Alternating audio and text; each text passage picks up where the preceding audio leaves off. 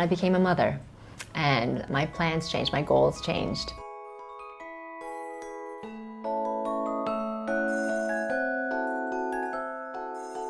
My background is not in fashion. I was born and raised in Canada, and when I went to school for architecture, I learned more about different cultures and really loved it. And then we had a chance to come to Shanghai. My husband and I, as designers, love to make things. So we love to make our own clothes, just to draw up any ideas that we had and then bring it to tailor and have it made.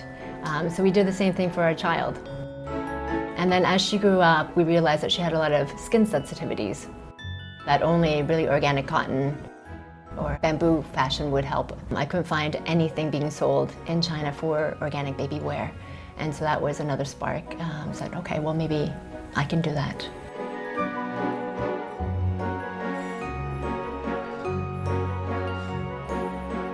I think I would not have started Wobi Basics if I was not a mother, because I honestly would not have known a lot of the details, a lot of the problems that goes into baby clothes if I didn't have a child to dress.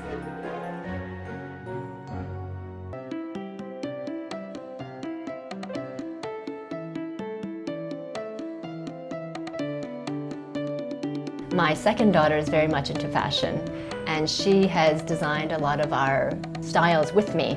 And the fact that she was starting to put on her own clothes, she would come out very happy and say, look, I put this on by myself, and then it was on backwards. And as a mom, you don't really want to feel going, okay, sorry, it's wrong, So we started thinking of different options, like, okay, well, how about a dress that you can put front and back? And she was like, well, why don't we do it so that you can go inside and outside?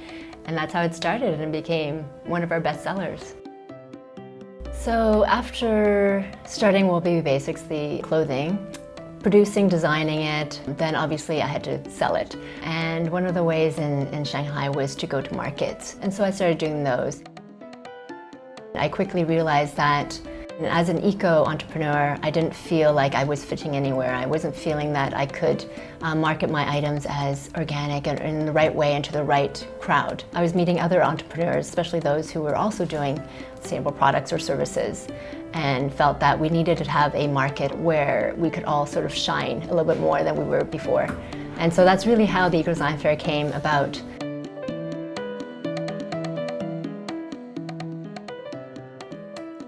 Two weeks ago, we celebrated our 10th year, so obviously it did go beyond just that one event. I think as an entrepreneur, whether you're an eco-entrepreneur or not, you're always trying to solve a problem. And when that problem is very personal, then it makes that drive more long-term. In the past 4 years, we've seen a huge change. Actually now, I think majority of our customers are in China or Chinese. They will come and they will feel our cotton and say, wow, this is cotton. I can't find this anymore. I'm so glad I found you because I can't find this in the market. Living in Shanghai, we actually really wanted to experience the culture of China. And so when we started having kids, we really put a lot of thought into where we would send our kids to school. In the end, we decided that it would be very beneficial for them to learn Chinese, but also to learn Chinese culture as well, to actually be with Chinese kids. And so we sent them to kindergartens and primary school in local schools. Chinese kids always have this standard design for learning how to write characters to make sure that it's within the right structure. And so watching my kids go through that during school, thinking that's so interesting, because that's not something I experienced, and I think it's very interesting.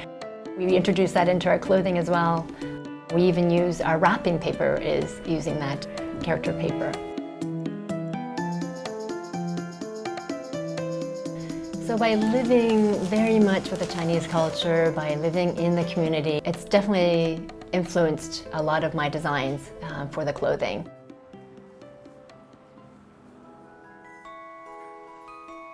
So I mean, after 17 years living in Shanghai, this is really our city. This is it for us. This is where we live, this is where we work, this is where our children go to school, This is where we play. You know, most of our friends are in Shanghai. So Shanghai really is our home. And we couldn't be happier.